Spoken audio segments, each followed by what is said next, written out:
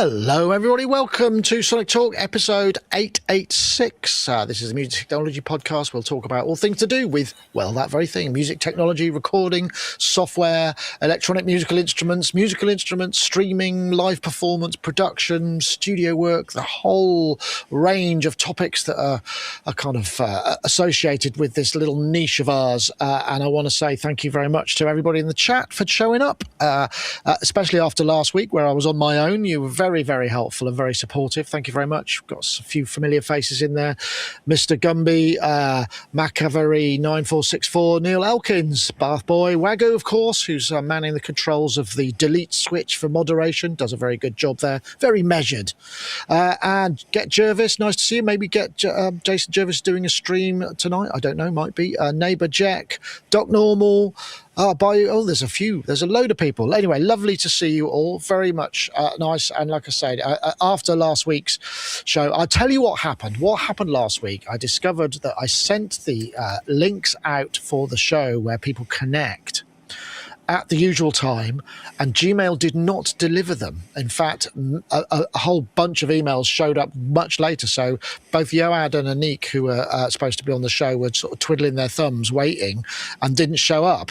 And I was so I ended up having to sort of pedal, and I wasn't ready. I think I could handle it well. I just want to say thank you very much to the chat room. They were very helpful. They asked a bunch of questions, which meant I could talk at length about stuff.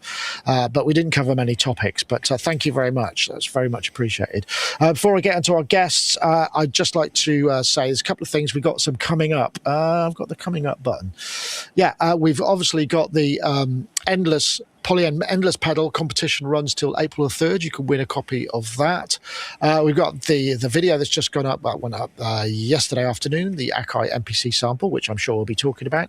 I've also got the Fractals Magnolia in for review, and I've posted to both Patreon and to YouTube memberships a little sort of preview video. So if you've got any questions about that and you're a member, head over and leave some comments, and I'll try and answer them in the review or in the comments there. So it's one of the things we try and do to encourage you to join us, in which leads me perfectly to my ad, which will encourage you to join us even more. I'll be back shortly after this.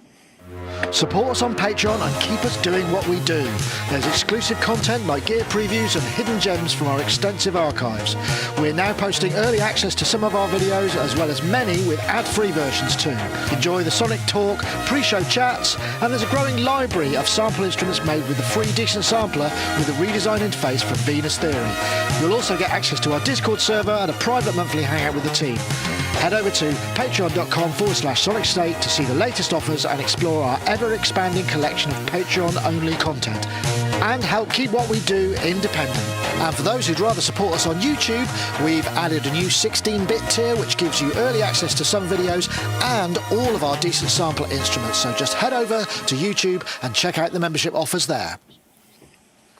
Yes, indeed. And, well, let's get on to our guests. I'm very pleased to be able to join by Rich Hilton, who's there in the US, in Connecticut area. Rich is obviously a keyboard player, producer, engineer, and out on the road with Chic again shortly. I don't know what your plans are. I imagine it's starting to get into gig season for you guys, if weather allowing, of course. It has been rather hard to get to an airport recently, or even leave an airport by the sounds of things in the US, but probably less said about that the better. How are you, Rich? I'm well, thank you. Very well.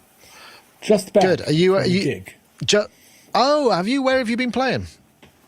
We played on a ship last Friday night, a Virgin cruise ship. Oh wow, that sounds introduced by Mr. Branson himself. Wow, okay. And, high flying. It was very nice. Excellent. Whereabouts in the world was that? Was it in somewhere exotic, or I guess you want it to be in warmer waters this time of year? It was south of here, but it was outside of Miami. The ship ended in Miami, but we met the ship out at sea. Oh wow! Did you helicopter? Was it a helicopter? Did you helicopter in? Tell me it was. No, but there was a seaplane involved, and it's my first water landing of my experience. Wow! Yeah, that sounds exotic. That sounds very rock and roll, Rich. Congratulations. That sounds a lot of fun. Excellent. Was it like a disco cruise, or was there more of a sort of celeb thing? No. It was not. It wasn't themed, at least that I know of, towards any particular era of music. That really wasn't it. But we were an attraction. Like in other words, we were in the printed literature and stuff. We were in the printed literature for the cruise, so people knew they were going to see us. It wasn't a surprise. Top billing.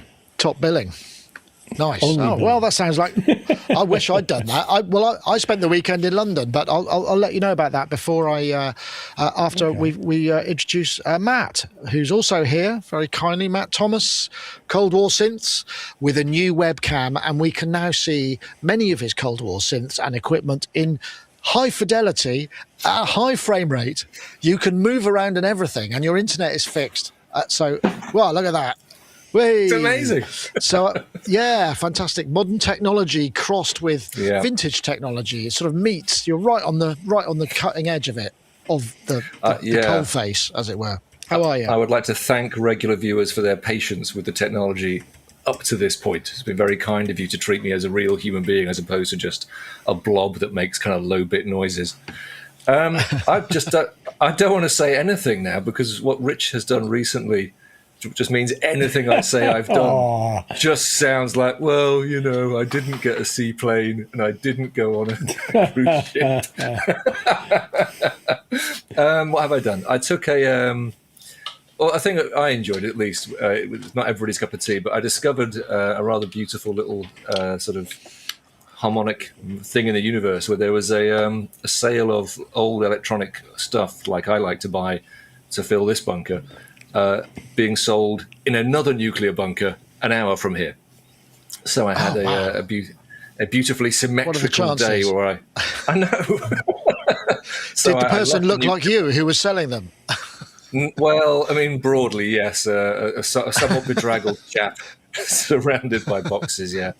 Well, there was several bedraggled chaps. Yeah, it's there's a bunker here called the Hack Green. It's quite amusing. There's signs all over Cheshire saying Hack Green secret nuclear bunker, and you're like, I think you've blown it, guys. It's probably the secret. You missed that bit. Not so much. Yeah. So I followed the very clearly signposted route to Hack Green secret nuclear bunker, and bought myself. I think where are they? Yeah, these little guys, some Venner oscillators, lovely little 60s things. And unlike a 60s Moog oscillator, which are like a couple of grand, these were a $5 each. So that's the moral of the story: is buy your oscillators from radio collectors in nuclear bunkers. Right, okay. Tell me about them. Are they sine wave only, or are they multi-wave? Yeah, I guess they probably go from 0 to 10K or something, don't they? I'll bring one down. I mean, basically, they've got the lovely... Let me try and bring that into focus. The vernier dial. Love those. Yeah, the big 10-turn guys, so you get real... I like.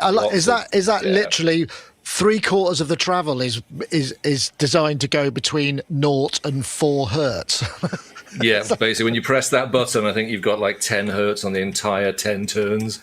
So, yeah, I mean, the nice thing is it's old enough that when you switch between the sine and the square, it kind of has a little hiccup. It goes, woo, which sounds brilliant if it's modulating something else. So it's like, yeah, it's great. It's a wonderful thing just to sort of patch in and get, A, it sounds nice, but B, it's got that sort of 60s instability now. It's 60 years old.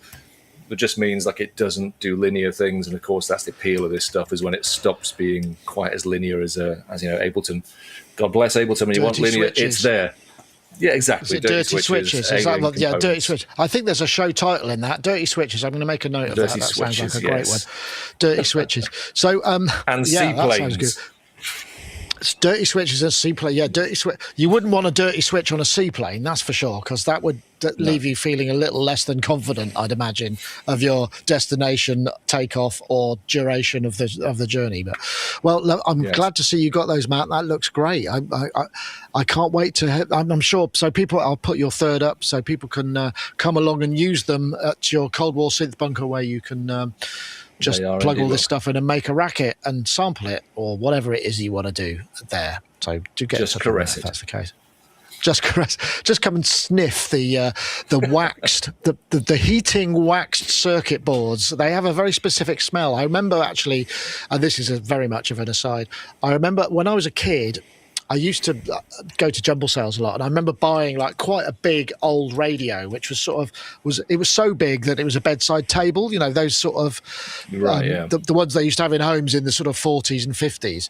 And I brought it home, and I used to listen to the World Service on it and Radio Caroline when I was a really small child. In fact, I lived my bedroom. The bed I had was it had a metal base with a sort of wire. You know, the wire springs underneath it. And because the radio I used to connect the aerial to the bed, because the bed would then act as a much better aerial than a coat hanger in the back. And that's how I figured I could do it. Wow. But I just remember, because it has when you switch them on for the first time, they have because they're waxy, they sort of seep. All of those things seep, and then dust collects on them. And so when they heat up, they have a very specific smell, which I'm sure you must be familiar with, working in a room filled with such devices, right? There is literally a radiogram like you're talking about just behind this rack. So, the old radiograms, very familiar, lovely smell. Excellent. Well, I am so glad to hear it. We seem to have bonded over smelly old equipment. The smells. If only this was. Well, they've been saying that we can get smell-o-vision at some point, but it's never quite materialised, I don't think. Okay, well, let's get on to some topics. I know, Rich, I think you've got a hard out, haven't you? You can't be with us for that long, so I don't want to. I've already wasted minutes of your precious time, so we should probably get onto a topic. Right, let's have a look. Did I mention winning the Poly End? I did, didn't I? I did. Okay, here we go. This is the big news of the week. We sort of trailed it before. Welcome to another Sonic Lab. We've got Andy Mack here from Akai. How you doing? And that can only mean one thing. It must be there's something new to show us, right? There certainly is. And so this is MPC sample. Right. So basically, as soon as you look at this, you know where it came from. So this is from... Indeed you do. I mean, I won't play the whole thing because it was a 20-minute long video. Great. It was great to have Andy down. It's always a pleasure to have. And we did trail this a little bit. It's very interestingly positioned. So the Akai MPC sample is out, 16 velocity pressure pads over 8 banks as well, 3 control knobs, 2 gigs of RAM, 8 gigs of storage plus a micro SD card for disk streaming, stereo in, stereo out on quarter-inch jacks plus USB, 4 effects engines, MIDI sequencing, onboard mic, internal battery. Very much in the roots of the original MPC. Kind of interesting. And Andy, as ever, was a consummate demo person and just kind of made everybody go, wow, that's amazing. He has a habit of that. In some ways, this is easier because it's much more straightforward than the other ones in the range, which are a lot more sort of workstation-like. So I think this is going to be an absolute smash. I think it's $399 US, $349 UK. Seemed... When I asked them, I said, were they going sort of for the KO2, the teenage engineering thing, which I really like. I think it's a great little instrument. But they said, no, this started sort of before that, the thoughts of it. And it was really sort of more because the Roland SP202 or SP404, I think, was massive. You know, there are lots of these little sort of portable samplers, particularly for hip hop community. Lots of people use them sort of for rap battles and, you know, just cutting up beats and stuff. Absolutely fantastic. I know, Rich, I guess this is MPCs. Well, Akai and MPC are very much, they're sort of, they are a part of American hip hop culture, I guess. So I suppose it's fair that we go to your side of the pond. What do you think of this, though? It looks kind of good. 20 minutes sampling per pad. Oh, I know. I'm going to stand as a representative for hip-hop music now. That's hilarious. Nice one. Could you put your cap on backwards? Or to the side? I'm actually surprisingly attracted to this thing. I've never been an MPC guy specifically. I used the very first drum machines that were ever made and did lots of work with them and used to get hired to do drums on them for people and stuff like that. And I have tremendous affection and some degree of romance for those machines. But since that time, and since I've been programming drums mostly in computers, I haven't really been that attracted to drum machines, except for with very, very rare exceptions. And the only one before this was the Drum Brute when it first came out. I was kind of attracted to that. But I really like this thing. I mean, just watching him operate it, Andy Mack operate it, was just wonderful. And it just seems like it's so filled with capabilities, recording time, ease of use, it's light and it's small, and no, you're not going to roll a truck over it in the promo video, but it probably will hold up really well. It's rechargeable for like you can use it for like 5 hours on a charge, and it doesn't take but an hour to charge. It just seems like a tremendous product for the money, and I love it. And I may actually get myself one. Not that I need it. Yeah, it's interesting. It's interesting. It's very much. Well, at least I didn't really ever use the old Akai MPCs. I use the S samplers a lot. It's very much, but it seems very, it's got all of that going on. It's simple, but yet they've taken, those insert effects, which I think is not only KO2, it's also done on the SP404s as well. I think you can have kind of like, you can play the effects pads in a way as you perform. Some really cool stuff. I think the only area where it maybe falls down a little bit is external MIDI sequencing. It's not as comprehensive as it is on the KO2, which will record after touch. You can channel per pad, all of that sort of thing. This is a bit more basic than that. But aside from that, I know, Matt, have you got fond thoughts of the MPC legacy, or indeed the modern MPCs? I don't see one in your room, but it may be just I can't. It may just be hidden. No, from view. The MPCs, yeah. When I was first involved in the sort of house and techno remixing stuff in the late 90s, the guys I sort of started out doing programming for, they were fully set up with everything, as you say, in the Akai S's.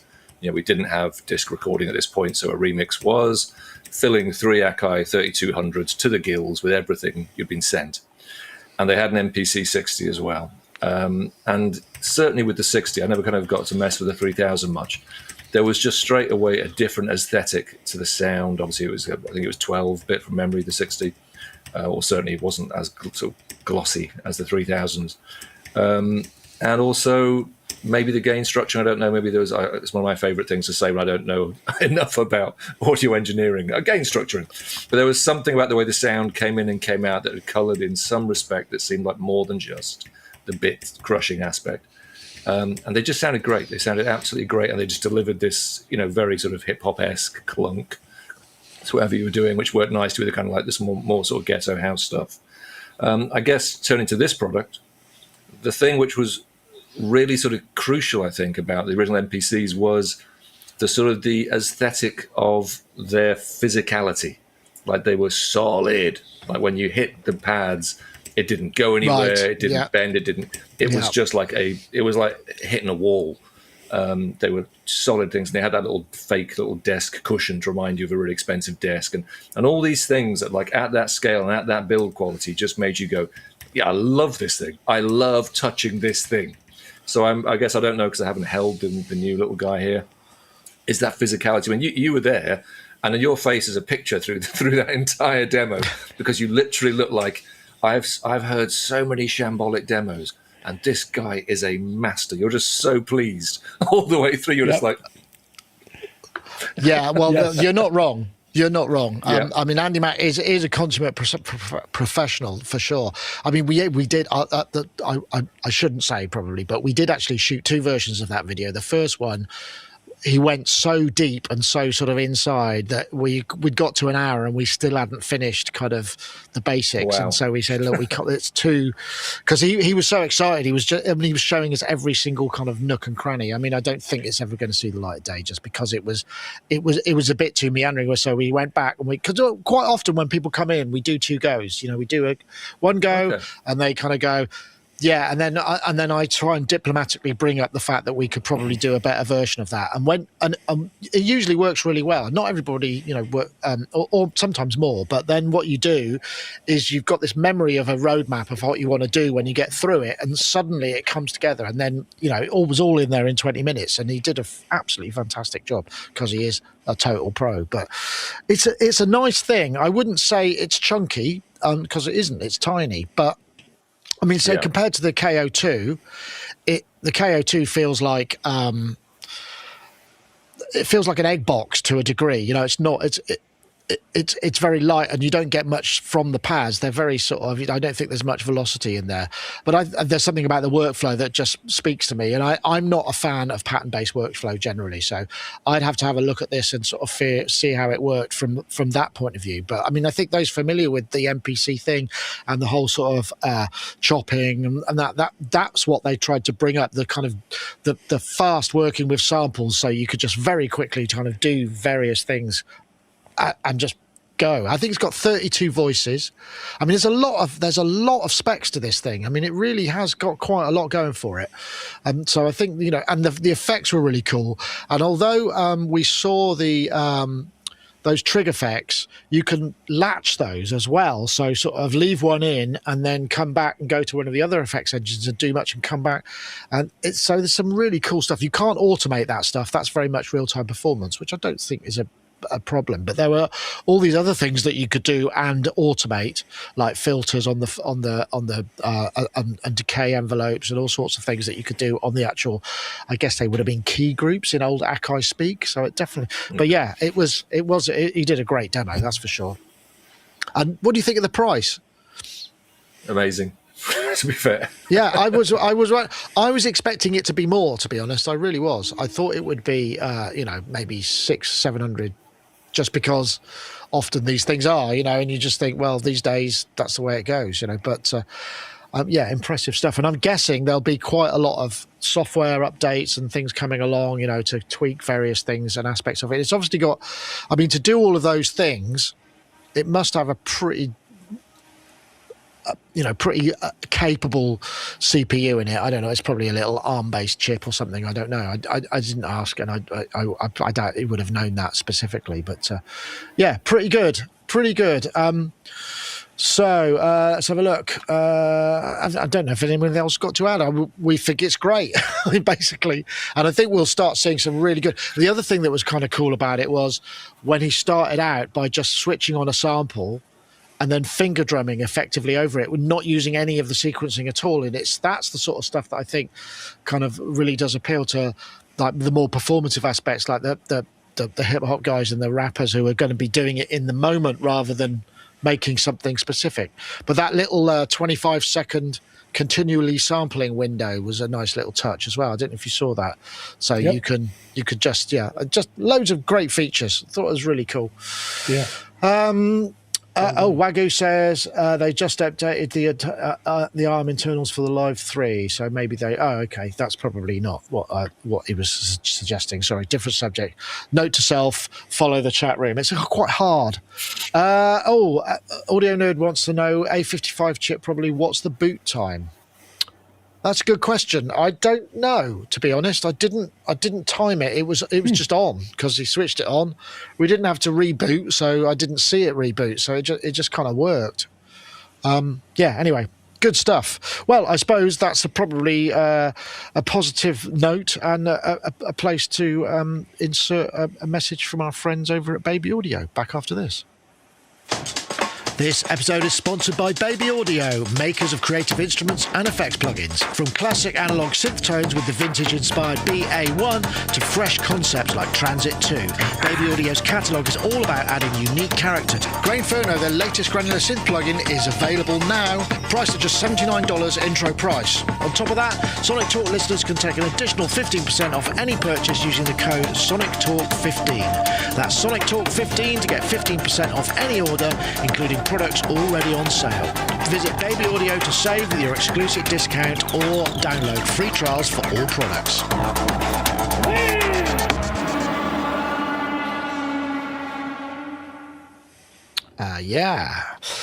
So yes, Okay, well, I didn't know where to go next. I mean, we had a couple of topics because at the weekend I was at the London Synth and Pedal Expo, which was in Hackney Wick. Let's thank Paolo for doing that because it was a bit of a milestone event for them because certainly in London they've introduced a cover price to tickets. I think it was only a £5. It wasn't a great deal of money, but obviously from it being free to it being paid is quite a big leap. And I guess it was probably a bit nerve-wracking, but it seemed like it was interesting. It wasn't quite as packed all the time because last time it was really full, but most of the people I spoke to said it was great because everybody who showed up didn't go, oh, what's that? You know, they kind of knew what they were getting into, and so the quality of the audience was more suited to the subject matter, and so they got sort of a lot of good stuff out of it. I saw some really good things. I want to say hi to Jim, who I met, who's one of the Patreoners. He came up and said hello, nice to see you. And we bumped into a bunch of other people. It was good, but we picked up a few things. I know neither of you went, but was there I got a couple of videos from that. Maybe what I should probably do is go to one of those topics. That would probably make sense. Then we can bring it. I think I'm going to go for this because this is one of those topics. This is one of those things that sort of essentially bonkers man in shed makes ridiculously large piece of hardware and brings it to a trade show to see what people think kind of events. And I think it's quite impressive. Well, anyway, we'll come back. Hello, Nick. Hi. So I've been trying to get near your stand. This is the first time I've been able to get anywhere near it. Yes. And that's because you've got something with lots of blinky lights on, which always draws a crowd, right? Well, so tell me about it. We love blinky lights. But, the lights are important. It's the language that this machine communicates with you with. So it's a generative sequencer. Yep. That's made up of 16 channels. I've got about 30 different sequencer models in this, and I'm constantly developing new ones. It can be a classic standard style sequencer with step sequences or piano roll style sequences, but more interestingly, it's generative. So we've got planets, we've got particles, we've got murmurations of birds, we have... I mean, just those terms for generative sequences. I mean, what an interesting guy. I mean, I think he's very much focused on the generative thing, but actually the hardware looks kind of like it might be interesting for people who want to record stuff in and have it play back as well, you know, like regular sequences. But I mean, I think he said it was going to be somewhere around 800 quid, which considering it's got all those screens on it and all that stuff and handmade, and I think they're looking at adding maybe a hardware CV and gate output to give it a bit more sort of interactivity. Absolutely bonkers. I don't know what you thought of this, Matt. I imagine... I'm assuming you had a chance to watch the video, but yeah, never heard of it. Just sort of popped out of nowhere, and Nick Monk, there he is, and it's as yet untitled, but it's called the Monk Project for the purposes of this video. What do you reckon? Yeah, I mean, generative sequencers, love them. Saves an awful lot of being a musician and trying and thinking and studying, just going, aha, go. And I'm very into. But that sounds like dismissive, but it's not. My entire life, I've always loved it when you can make music where you're listening more than directing.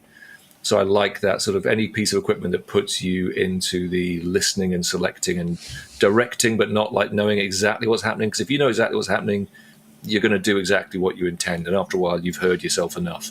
So I do like it when you have things where you can direct it. You can sort of go, we're going that direction, but the route's up to you. I'm quite happy for you to take me a new way. So yeah, generative stuff I like. The interface is interesting. It reminded me a bit of... Remember, this is super rare and a long time ago, but the Technos Axel resynthesizer, a super rare, silly kind of screened thing that was lots of kind of like that, only all red. And I guess my query was, is that sort of super dotty area, is that just a display, or is that something you can press and interact with? I don't think it was something you pressed and interacted. I think it's to show you. I don't think it was a touch screen. I think because that would have made it or capacitive or anything, because that would make... I think there was... Yeah, I don't know the answer to that exactly. I think it displays the data in unusual and interesting ways, whether it's channeled or going linear or whatever. I'm not entirely sure, but I imagine it's quite a complex set of things. It's going to take a little while to figure out. So yeah, I would have to pass on a definitive answer to that question. Yeah, well, my current feeling without knowing enough about it is blinky lights, yes. Generative sequencing, yes. I want to hear more about it. That's where I am. Yeah, well, fair enough. I think that's... I mean, I think I think the thing about it is he's going to start pushing it out there, and I think that there was a lot of positive interest in the video just because people like those sort of things. I mean, something unusual to play. It's quite big though. I can't imagine Chic would have a need for one of these things, but and you being so musical is probably less. The generative stuff, I don't know. I mean, I guess you probably would have covered some of that stuff in your early musical education, I guess, because there's lots of different ways of generating, lots of rules to apply to MIDI sequence. Help me, Rich. I'm falling into a vast pit that I can't climb out of. I haven't done a lot of Rich. generative stuff. I wasn't able to prepare this topic because my link didn't work. And, damn. Unfortunately, I have to say goodbye to you guys right now because I have a commitment at the top of the hour. I'm so sorry to hear that, but thank you for joining us. I'm sorry I didn't get more of your input. Nice to see you, Rich. I hope it all goes.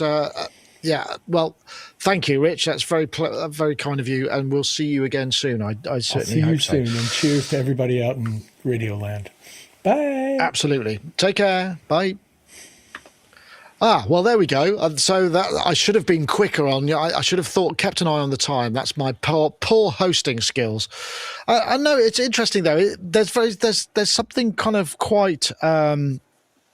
What's the word I'm looking for? It's like building cathedrals out of matchsticks. It's those sort of projects that sort of seem the kind of auteur that just goes, I don't care. I'm just doing it my way and I'm going to make it. And that's where we get the really interesting stuff, I think, don't you? Yeah, because we're in this feedback loop world now, aren't we? Where everything has metrics attached very rapidly. So for most, creative activities and commercial activities, those metrics are sort of checked and weighed very early on, and people go, "Oh, don't go that way. We'll go this way." People are going here or there, and so I like it when you see somebody who's clearly just no interest. That is not what's driving this. If they were to find out at the end, I've reached my Everest, I've finished, and one person cares, that's fine, because the point was to climb or build whatever, this Everest that they've got in front of them. So this place, there's no rhyme or reason to this. So I have an awful lot of sort of fellow feeling for people who set out to do something because they're going to do that, which seems to be what's happening here. Yeah. Yeah, no, absolutely. And he seemed like a really nice guy, actually. So I wish him all the best. And I think he said there are 3 or 4 of them in the world, and they will be, they'll be coming out at some point in the future. I guess, as is often the case with these things, it's the transition from having 1 or 2 to having enough to be able to sell them or give them to a distributor or whatever. That's where things get a little bit more thorny, because your scaling is always the difficult problem. But maybe it'll just be a hand-built thing and that'll be fine. I suspect he might have to charge a bit more than he is, because looking at what's on it, you think, when he told me how much it was, or roughly, I thought, yeah, that sounds really cheap for the amount of stuff that's in it. So maybe he can add a bit more on, and maybe be able to support himself and continue to do what he loves. But fantastic idea. Yeah, themonkproject.com, I think was what that was called. Okay, let's have a look. What's next? And are we going to go down? I did sort of trail this a little bit last week. This whole the chat MXP chat. Yeah, I'll play it. What the hell? I've already said it 3 times. So that one. Yeah, here we go. Chat DSP for Max for Live. This is by Dylan Bastan.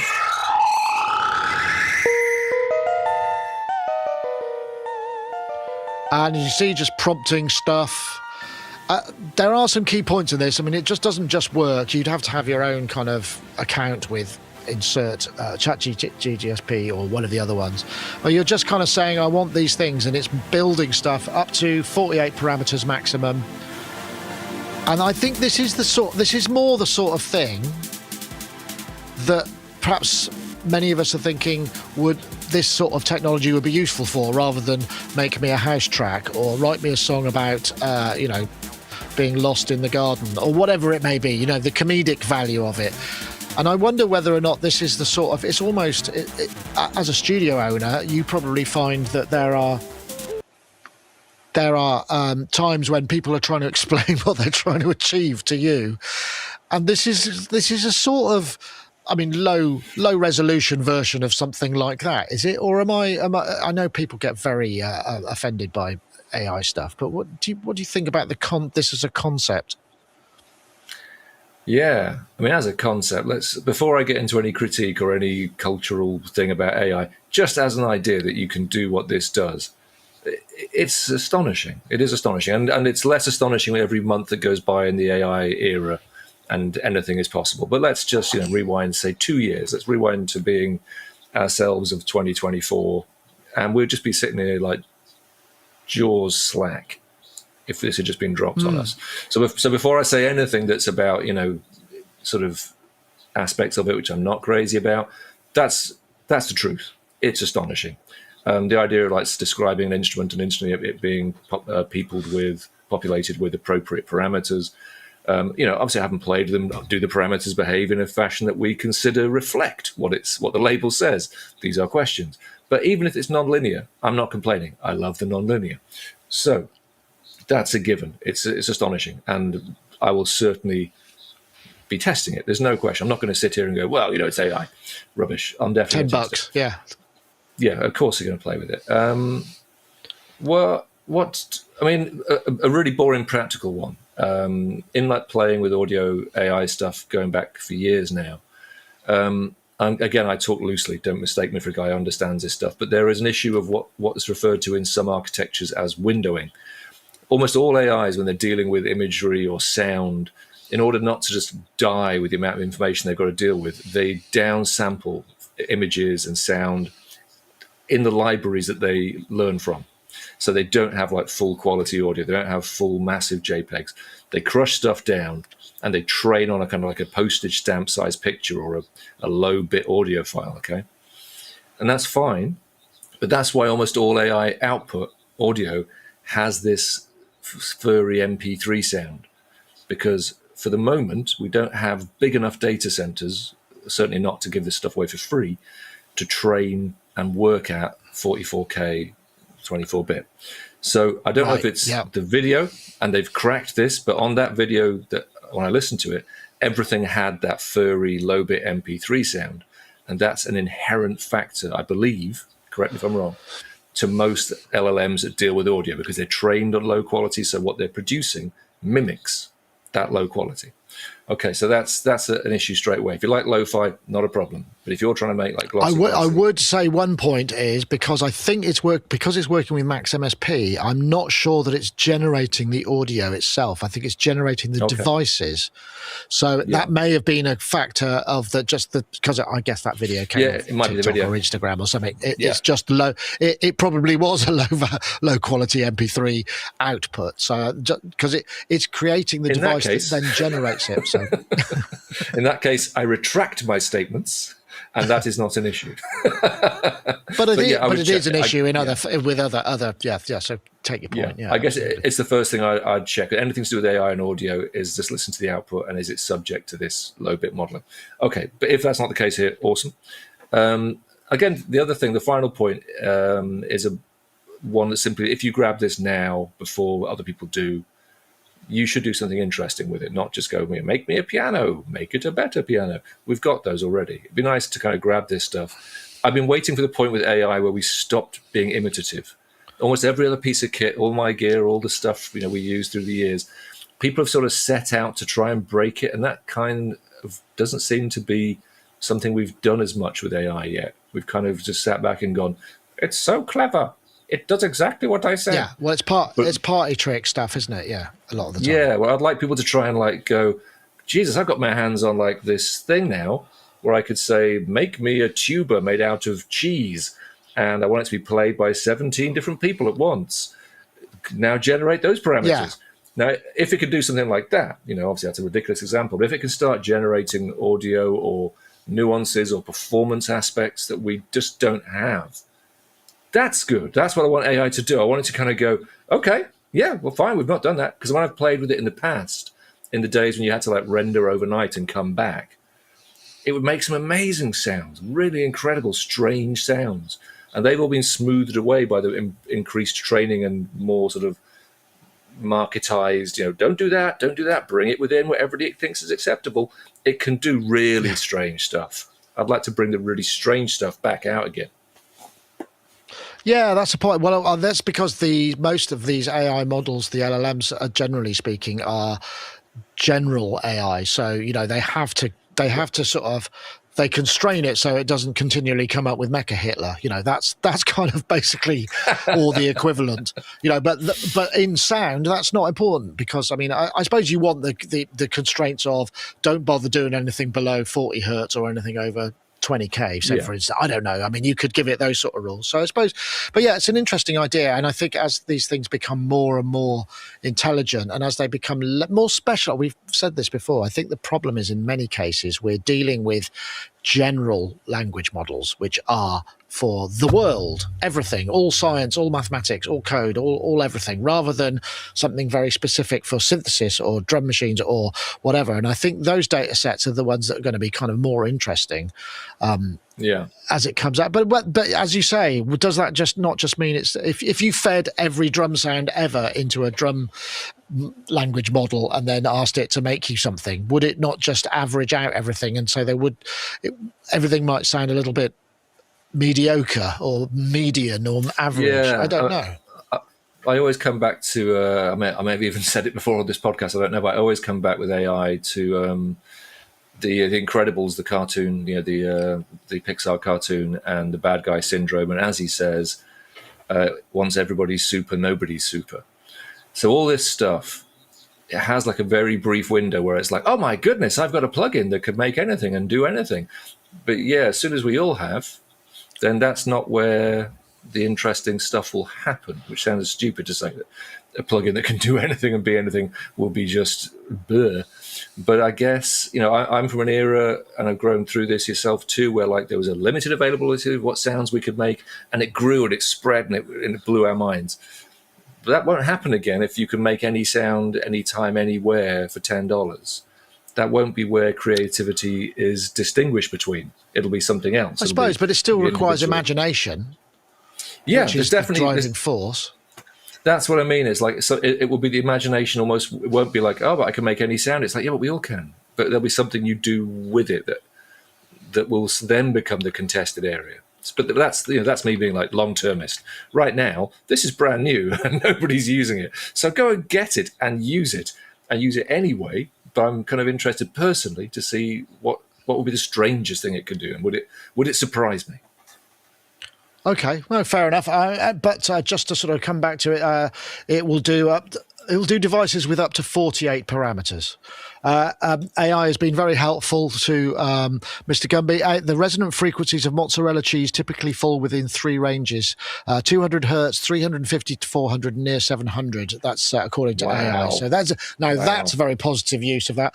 I've actually just adjusted the title of the show to perhaps cheese tuber, because I think that is a lot more evocative and more interesting. Perhaps I can't remember what to say. Sticky switches or brokers. I can't remember what it was. Switches and air and seaplanes at one point, wasn't it? Switches and seaplanes. Yeah, but yeah. Cheese dirty tuber.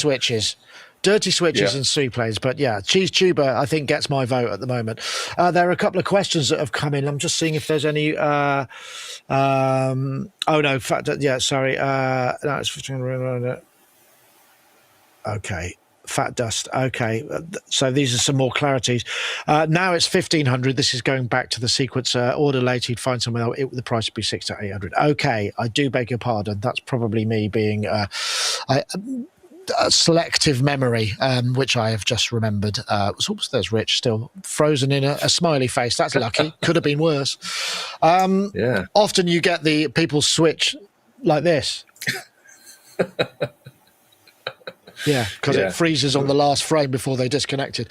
All right, let's just take another quick break, and we'll be back after this. Introducing the Novation Launch Control XL3, a control surface for your entire setup. Get hands-on with your entire workflow. Launch Control XL's 8 precision faders, 24 endless rotary encoders, and 16 assignable buttons give you tactile control over all major doors. right out of the box with instant visual feedback. And with intuitive custom mapping for all your plugins and hardware, Novation Launch Control XL makes an ideal studio centerpiece. Control any setup, go deep with a single device, or get to grips with your entire production, mix down or performance. Whether you're in the box, hardware-based, or a mixture of the two, Novation's Launch Control XL is a creative controller that suits your needs.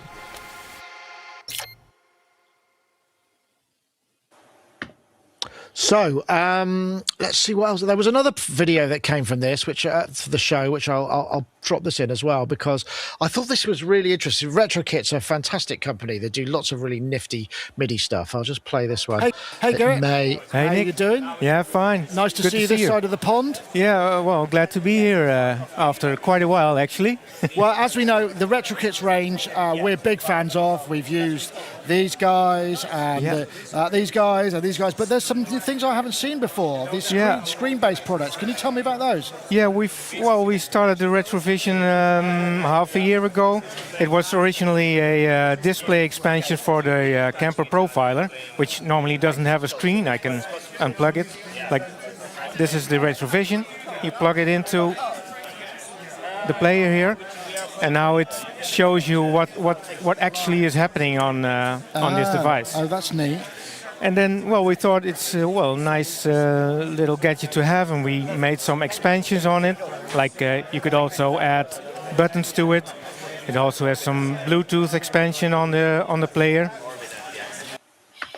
I thought this was absolutely amazing. I as soon as I spoke to Gerrit, I was just sort of going, "Oh, how about you could plug it in host mode and have it as a MIDI monitor? You could. There's just so many things that you could do with this." And they showed me a little. It had a little chip in it. It just played kind of MIDI files from game cartridges, which I mean, limited use, admittedly. But the idea that you can plug this in and have this sort of eat the MIDI data as it comes through, and I was thinking, well, what could it eat?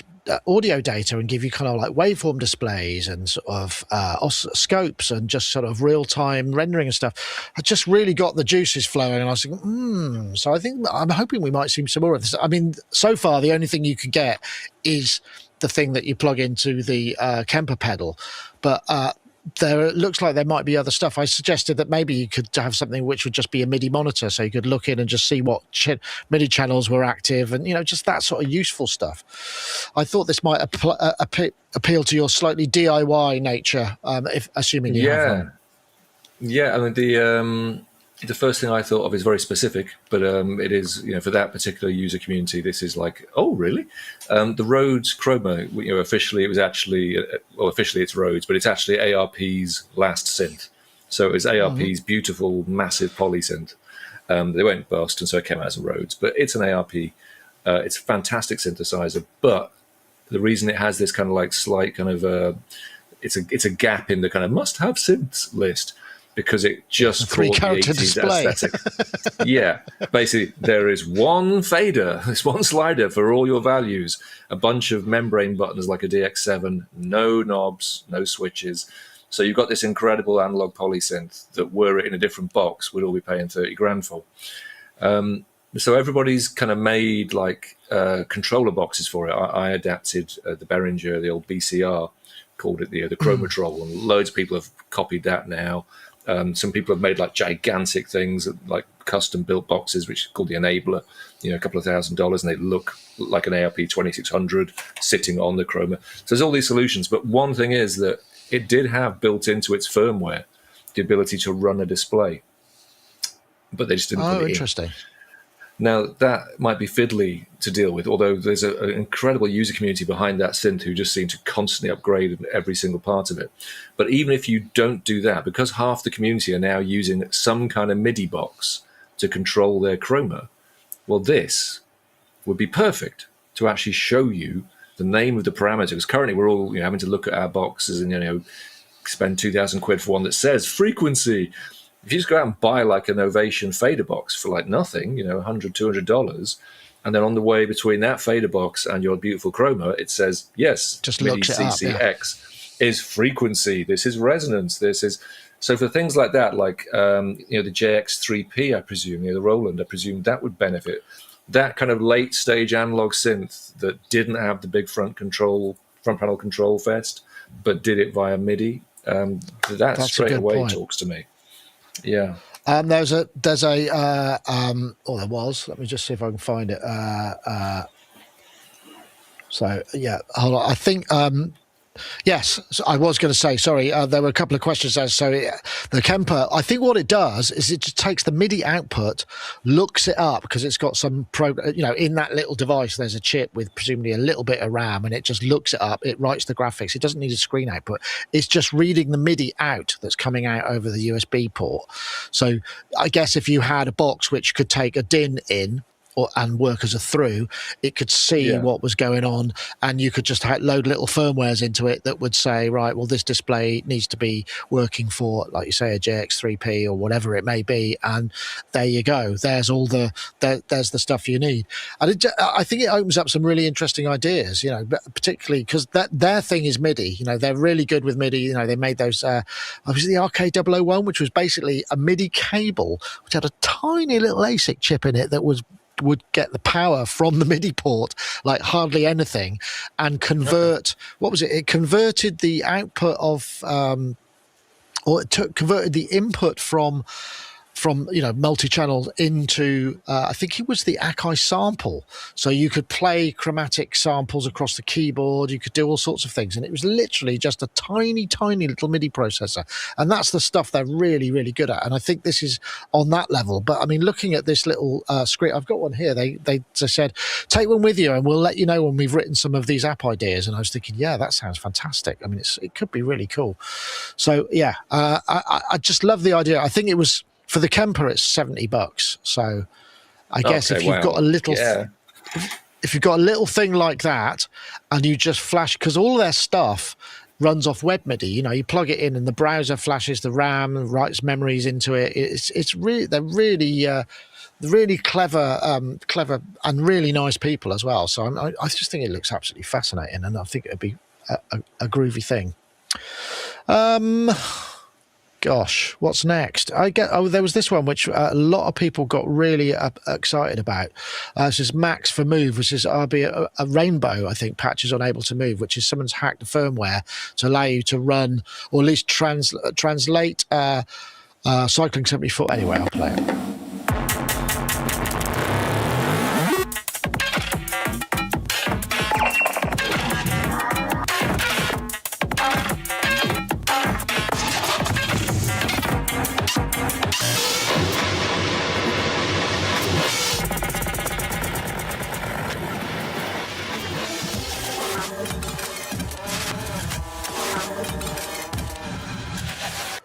I think you get the idea. I'm not sure I would maybe use it to make music like that. It's not my cup of tea. But it's interesting that the Move, of all things, I mean, people have been hacking the Push for a while, but the Move seems to be something that people have really picked up on, I guess because they're cheaper and maybe there's more of them, and it's being extended by Ableton themselves. But Cycling 74 Rainbow, RNBO, is a separate environment that lets you make Mac-style patches in a visual patching environment using a library that lets you port your creations to the web, plugins, and embedded hardware, hence it going into Ableton Move. It is not the cheap. Well, I guess it's like if you buy Cycling 74 products, so it's an add-on for Macs that requires a license for 8 and above, $299 to own, $100 a year, or £10 a month, or $10 a month, depending on how you do it. But this looks, again, it's that sort. Do you code? Is that something that is one of your skill sets, or do you prefer to leave that to others? Yeah, I leave that to others very graciously because I haven't got a clue. Yeah, I went to university to do so long ago that it wasn't called IT or anything like that. It was literally just called computing. It was sufficiently novel an idea that if you did a degree in computers, it was computing. And I got 6 months in and took all my remaining money, bought a Kawai K4, never went to another lecture, and just waited for them to kick me out. So that's my coding background. It's a great story. And the rest is history, as they say. And, the rest here we is are. history, folks. And here I am. Yeah. So, yeah. However, obviously, can I code is a question that in about 12 months, everyone will say yes, because I have ChatGPT code. Which has been on my mind recently because, like, we're looking at the fact that you can't, like, to come to your point earlier about we don't have specific language models. We have these general language models. We are reaching the point now where we can pretty much use an AI to say, I haven't got a clue how to train an AI model, but you do. So if I just give you a hard drive folder and say, that's all the stuff I want you to train on, go for it. Build the model, build the everything. That's going to be like, if not already currently available, obviously within the next 12 months. So to come to this product, what this means, of course, is it doesn't matter at all if I can code or not, because exactly like the Chat DSP FX M4L thing we looked at previously, you just will go to the AI of your choice and say, I'm using RNBO, I'm going to be porting it to a move. Once there's like 6 months to 12 months of documentation of people doing this, you'll just point it at that and it'll go, fine. What do you want to do? So from that point of view, if you want a piece of hardware that you can talk to your AI and create custom coded outputs, applications, and then chuck it in your box, this is where we are. It's like a head change we all need to make, these sort of like very specific. And obviously, if you're good at Max or RNBO, then obviously you're way ahead of the rest of us. And you'll be there going, I don't think you'll find you can do it as well as I can. I'm sure I can't. But until now, I'd looked at this and gone, not for me. I'm not a customer. And now it's like, well, right. I could be. Yeah, that's very true. I mean, I think that's a valid point. Actually, I think Steve Elbows in the chat room pointed out that Ableton actually own Cycling 74, I think, because they've incorporated Max for Live. So that makes sense that there's a sort of closer. But I mean, it's great. I mean, if you've got a company that are deep into research and coming up with crazy new ideas and stuff that feed into the kind of the mothership, so that they can be commercialized and changed into something that perhaps is a bit more available to a wider audience. That seems like a very smart move, to be honest. I guess it's like Korg, Berlin and Korg, although we've only got the in fact, I did ask because I remember, Matt, you were saying that you were interested in the in looking at the what's the thing called, the Phase 8. Phase 8, I think. And yes, it's called Phase 8. And I said to because I said I've been trying to get hold of one, and I said to the people at Korg, it'd be really good to get one in for review, because bizarrely I happen to know someone who's got a PhD in acoustic synthesis, time-based, a master's. Okay, well, that masters can't be that. Well, anyway. I think I might have said PhD, but I mean, anyway, it's some sort of degree in exactly what this does. And they were like, oh, right, okay. So it may be forthcoming. You never know. But yeah, this just looks like, but I think that, again, we're getting to this notion where if hardware becomes open source enough and you get an interface, I mean, I come back to the Stream Deck. It's like, I've got a box with some buttons, some screens and some knobs. What can it do for me? I want an interface to control X, Y, or Z. You can build that for yourself. And I guess as we get even further forward, where we've got boxes with control surfaces and DSP in them, and if they open source it so that we could get in and just go, you know what, I don't want this to be a drum sequencer. I want it to be, something else completely, an effects box, say, whatever. Then we may be able to do those sort of things. And I suppose in a lot of ways, I mean, because, most of these things, I mean, I think people are probably misunderstanding. You don't just say, can you make me this thing? And it works. And you go, yeah, that's great, but it was a bad idea. It doesn't usually work quite right first time, or you're very lucky if it does, depending on the complexity. So you have to work on it, and then you have to think about things, and you have to describe that. Am I describing it correctly? Am I doing these things? Which is no different to if you're having a meeting with a coder in many ways. Yeah. I mean, it's not the same, because a coder who was skilled in that specific thing would know what you're talking about, but you're still trying to explain your idea to somebody, and they will translate it. And I think maybe we'll end up in a situation where people will have their own, I've got this thing, it's my, like you can imagine Aphex Twin sort of going, well, I've vibe coded or probably hand coded this thing that makes my Ableton Move or my Novation circuit do this crazy stuff, and that's just for me because it's my sound, it's my thing. And it's when it becomes commercialized. So I think there's something in it. I don't think there's anything sinister about that. I'd be much happier if I could have a computer at home where all this happened, rather than have to go to some data center somewhere. Cloud, that's what I'd. That's the thing. Well, I mean, I've been through. Funny enough, you talking about Cycling 74 reminded me that I've actually been through this process using not AI but human intelligence, because I reviewed the original Pluggo package of little 74 little tiny plugins that they sold. Oh yes, that's right. All those years ago, and when I reviewed it, I think it was Future Music or somebody, Youngsky did this for them, and obviously when you're reviewing a thing, you get contact with the guys who've made it, and so I was like, oh wow, so you could make your own thing if I could program Max, but I can't. But I had an idea, and so I just got in touch. I abused my position as a reviewer and got in touch and said, could you make me a plugin? Because I've got an idea for a plugin, and I'm not going to sit and learn Max because I'm busy as anything with all these remixes queued up. But I was like, when you spin a coin, as it kind of reaches that final stage, it goes drick, drick, drick, drick, drick, drick, drick, drick, drick, drick, and it stops. Oh yeah, I'd love a delay that did that. I want like a plugin that basically mimics exactly that thing, and I can try and automate it, but it doesn't really work that way. I want one that does that. And the guys were like, fine, and he just sent me back this plugin like the next day. It must have taken 5 minutes. We knew what we were doing. And we used it on, I think, 2 or 3 records, and it just had this absolutely unique sound. And so I've been through this process just like 25 years ago, but just using human eye. Well, I'm guessing there's probably a mathematical formula for what happens when that happens, because it's a circle spinning on a flat plane. So there must be like a kind of an algebraic expression of what that is in terms of rotation and all of those things. So I mean, it's probably then just applying that to the parameters, plugging it in. So I mean, I'm not saying it's that simple, but I imagine it's if you know, then you would know what inputs need to go to where and where to find that stuff. So yeah, interesting, fascinating. In fact, I think I'm still toying with the idea of creating a show which is about this stuff.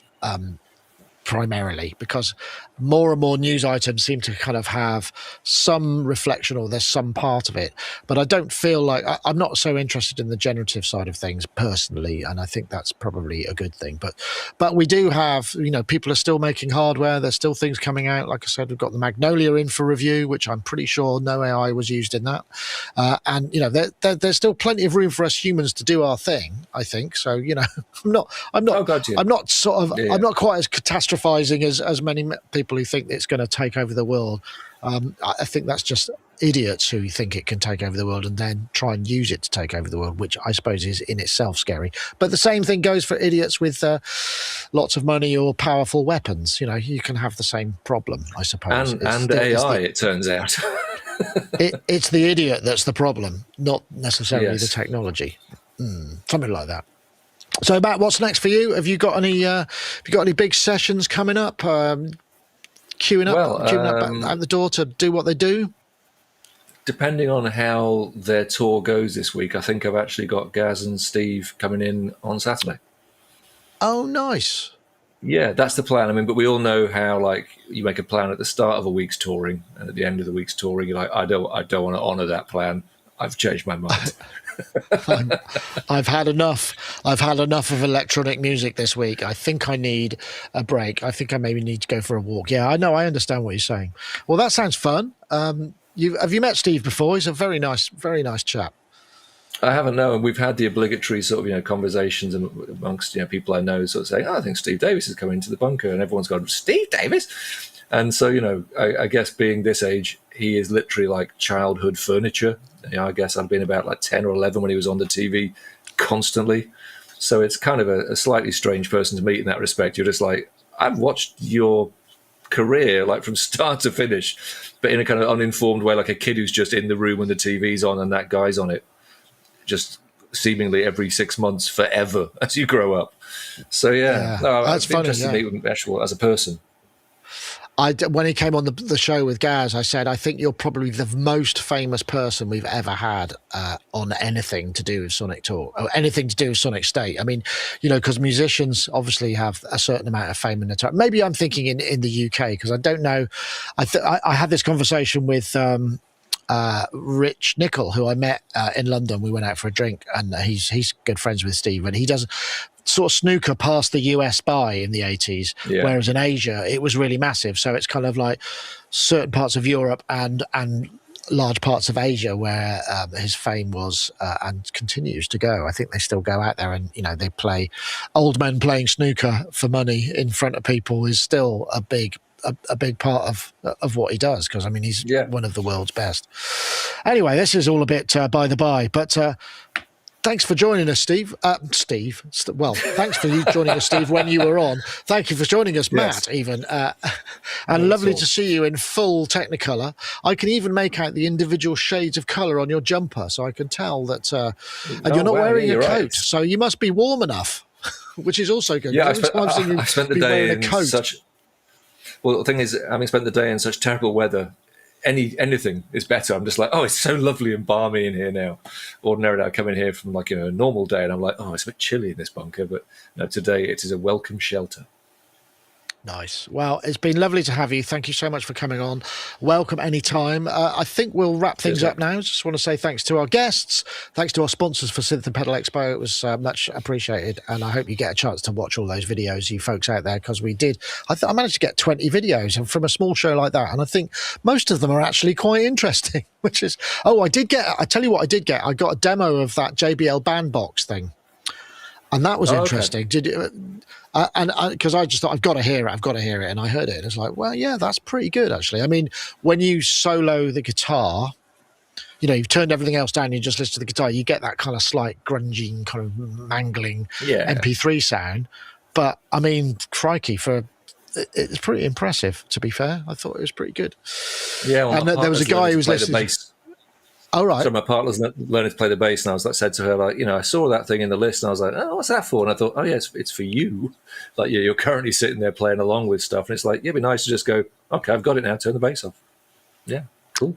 Oh, yeah. Only thing I will say, only works Bluetooth audio, has to work on the Bluetooth signal. You can't plug an external signal into any of the analogs and have it do it. So there's obviously something, there's going to be a certain amount of buffering going on, because it wouldn't happen otherwise it wouldn't be real time. So, but anyway, it's still very impressive. They're sold out everywhere already, but the big one looks good because you've got a bass input as well. Anyway, I digress. We were going to start the show now. Thanks for watching, everybody. We'll see you next time. That was Sonic Talk episode 886. Bye, take care. Cheers.